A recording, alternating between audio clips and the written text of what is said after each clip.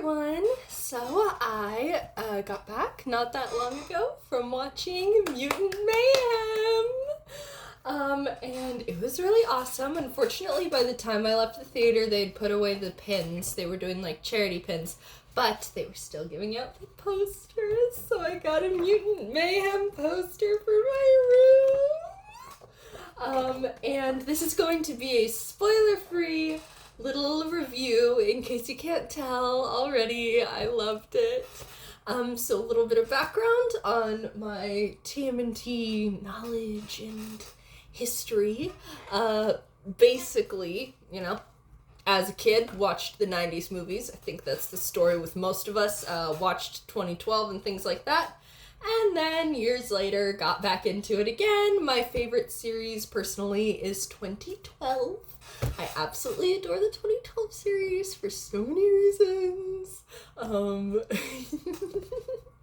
And my favorite turtle is always either Donnie or Raph. Of course, I love all of the TMNT, though. Even though 2012 is my favorite, I love every iteration of TMNT. They're all amazing in their own way. And Mutant Mayhem is no different. It's also incredible. I absolutely love it. It was just so good. It was so good. Okay. Spoiler free. They do a lot of really interesting things with the characters that I can't say I've seen done in the franchise really before. Now, granted, I have never been able to read any of the comics. I don't really have a comic store near me or anything. So I've never been able to read any of the comics. However, I have watched at least a little bit of every TV series and the movies and such. So I haven't finished 2003, but I've watched some of 2003, and I haven't finished 1987, but I do own it on DVD, and I'm working my way through it. I actually own an 87 sweatshirt that I did take with me to the movie, though I didn't end up wearing it because I didn't leave it in the dryer long enough. Anyway, it was wet and cold. Anyways, first of all, can't say who my favorite was in this, which is pretty surprising. Like I said, it's usually either Donnie or Raph, but I actually don't know who my favorite was from this movie. That might change when the series comes out, because I know they're planning to do a TV series that will be connective tissue between this one and a sequel they're hoping to make. So there is every possibility that I could develop a favorite, but as it stands right now, I don't have a favorite. However, that doesn't mean that I dislike them. I absolutely love these boys. I love this version of the turtles. They're adorable and wonderful and cool, and I just love them so much. It's such a good movie! I really enjoy what they did with the new take on a lot of the classic characters. I thought they were very fun. I'm hoping to see more of them in the series. The movie was very focused on family and family dynamics and things like that, and I'm excited to see if that follows through into the series as well. Usually Splinter has one of two backstories, right? He's either the pet of Hamato Yoshi, who sees Hamato Yoshi die, or he is Hamato Yoshi himself. They added a third kind of backstory in this movie, which I hadn't really seen before, so I am very excited about that and about how it's going to influence kind of future endeavors with these versions of the Turtles and Splinter. I think that's going to be really interesting. I thought that the joke this joke is in the trailer, so I'm not going to consider it a spoiler. But in the trailer, there's a joke about, do we have a last name? I thought that was kind of fun to point out, since he is not the pet of Hamato Yoshi, nor Hamato Yoshi himself. In this, they don't have the last name Hamato. Which is pretty interesting considering in Rise, the whole Hamato thing was so important to it. They kind of did a 180 with that, which I think is pretty interesting. So I'm also excited to see the fan fictions of crossovers that happen with that. I think that'll be really fun. They meet other versions. Hey, if you want a last name, you can use ours. Hamato. So that'll be really interesting.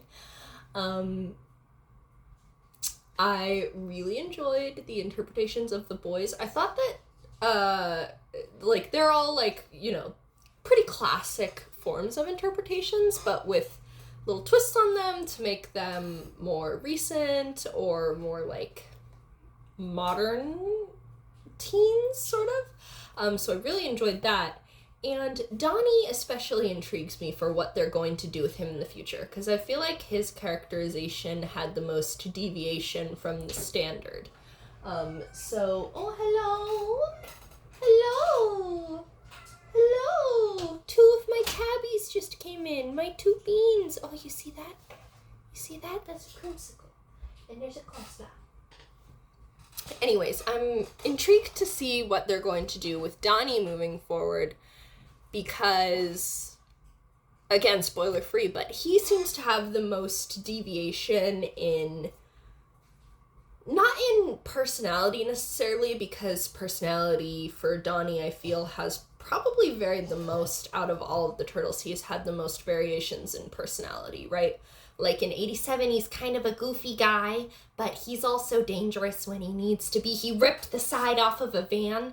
And in 2003, he's a little more, not necessarily chill or laid back, but from what I gather from 2003, it's probably the one I've watched the least of, simply because that animation/art style is the least appealing to me. From what I gather, he's kind of a little more toned down than his brothers. Of course, the 90s movies, like, they're all fun goofballs, really. 2007, the movie from 2007, where the voice of Ratchet from Ratchet and Clank is also the voice of Leo, and there's, like, the cast of that movie is absolutely wild, but, you know, Donnie is sort of tired. He's a tired IT guy, literally.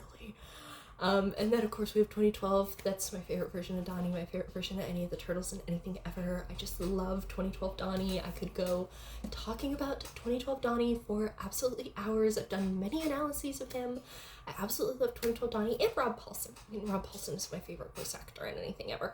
But, you know, he's a lot more fiery and passionate and emotion driven, even though he's a super genius, you know, and those things never are like a plot line of conflicting with each other. They're just both accepted facts about him, which is very fun and very nice.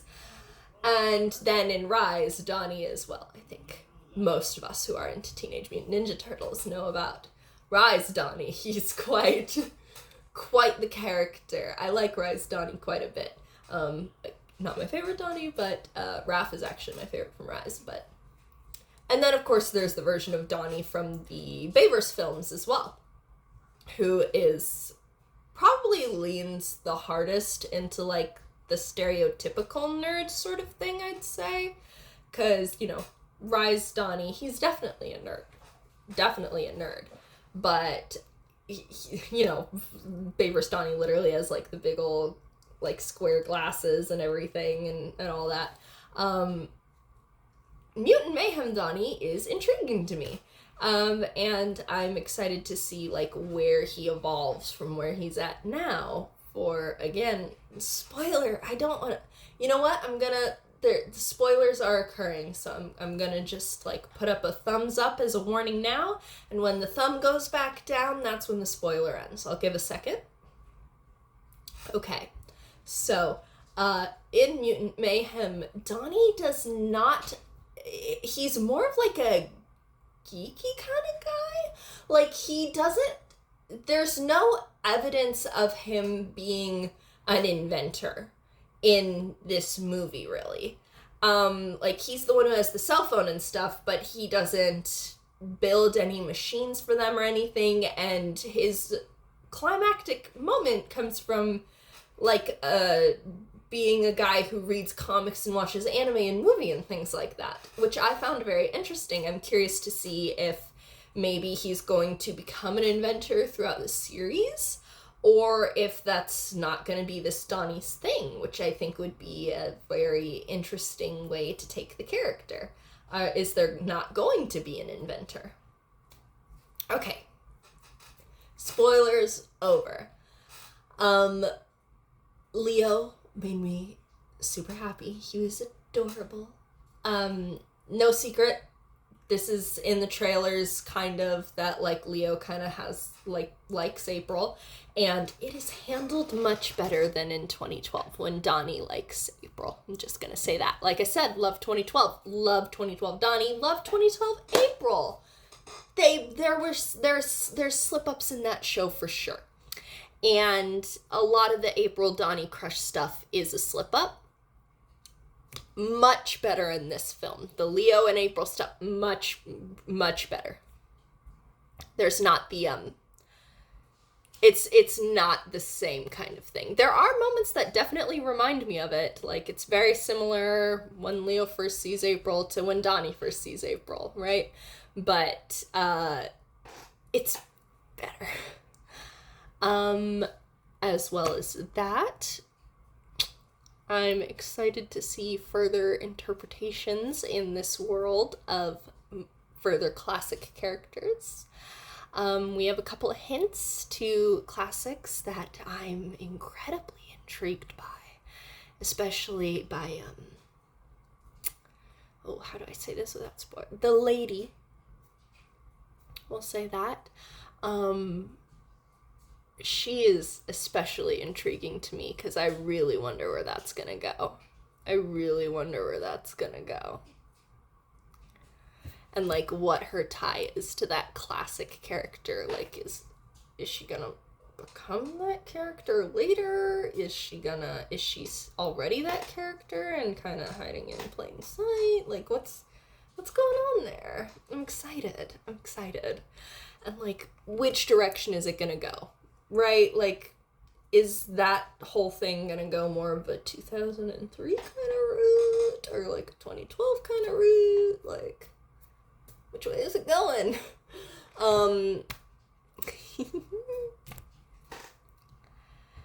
I'm also quite intrigued and excited by the fact that I doubt the series will have the same freedom and, like, rating freedom, but in this film there are several times where minor cuss words are said, mainly by the bad guy, but I think April does at least once as well. Like, I don't care, right? I'm like 20, I don't care. But I'm curious to see, like, how there appears to be a couple of boundaries pushed that I'm curious to see what will happen further. I mean, one of them is not so much pushed. We've seen 2012, they kill dudes in 2012. So, like, it's not that far. Like, it's not Leo cutting off Shredder's head intense. It's not Shredder stabbing Splinter intensity, right? Like, it's not like that intense from 2012 of, like, boundary pushing, but there are some boundaries pushed, and I'm incredibly intrigued to see what they're going to continue to do with that, because I think it's opening up some really interesting avenues. I'm also very intrigued by the way that ooze seems to work in this universe, because it seems to have, for sure. Hello, little man. You need to close my door, little man. I'm recording a video. Little man. Well, door's just gonna be open, I guess. Sorry if there's extra background noise because of it. Oh no, there it goes. Thank you.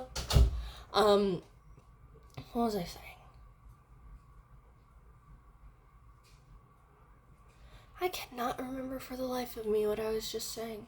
I'm incredibly intrigued by the way that the ooze seems to work in this. It seems to function pretty similarly to how, like, 2012 ooze works, but a little bit different still as well. So I'm quite intrigued by that.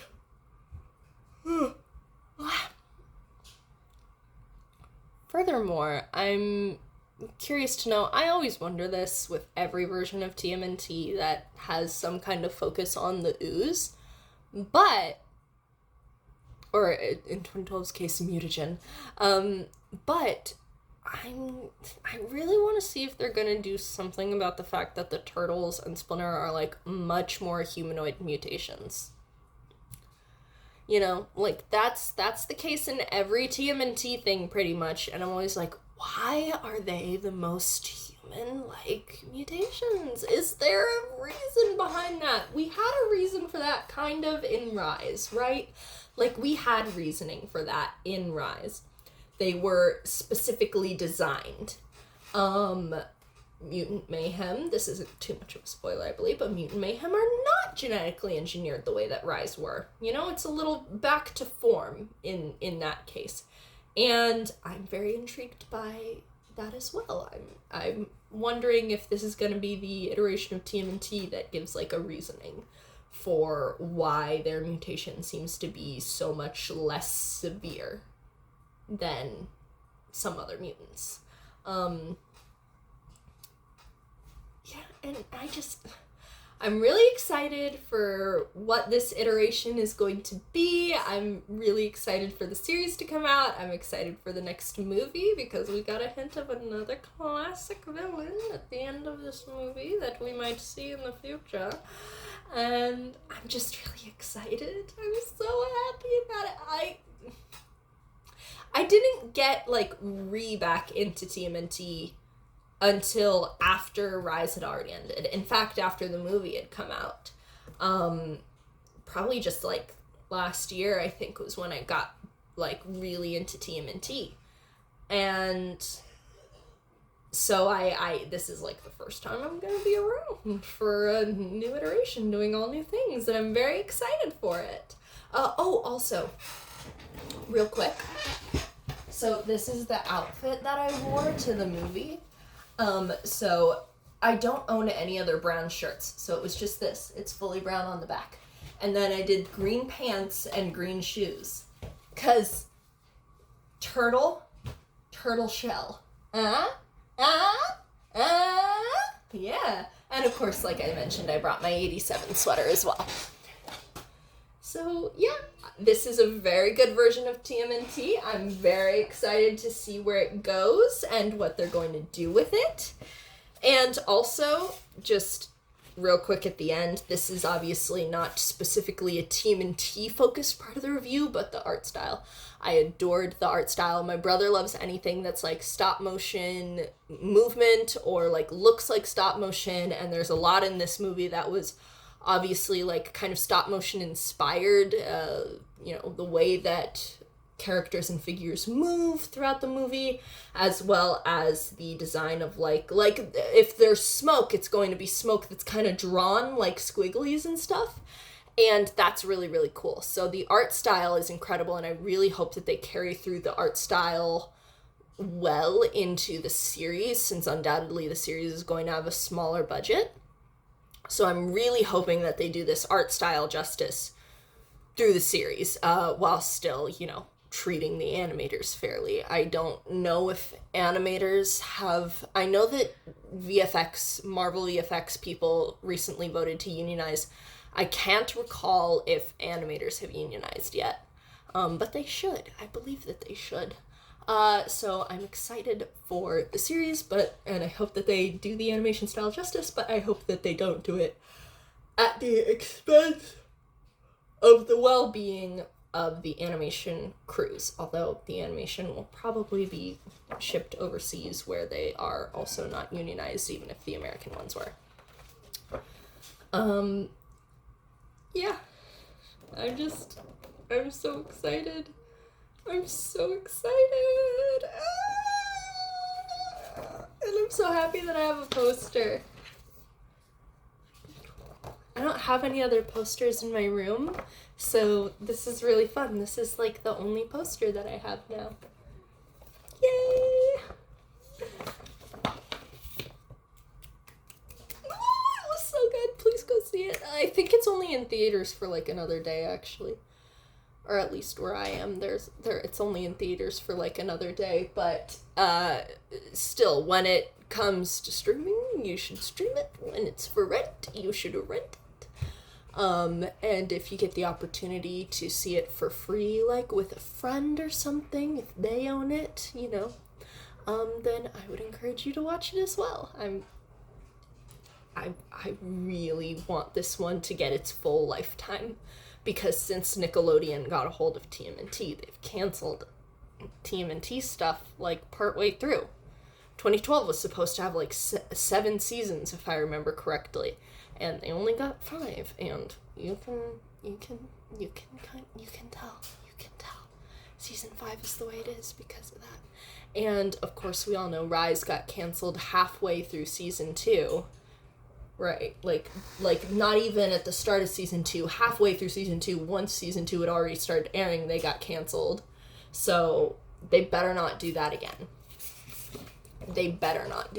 Because I want to be with these boys for the long haul. I love this iteration of them.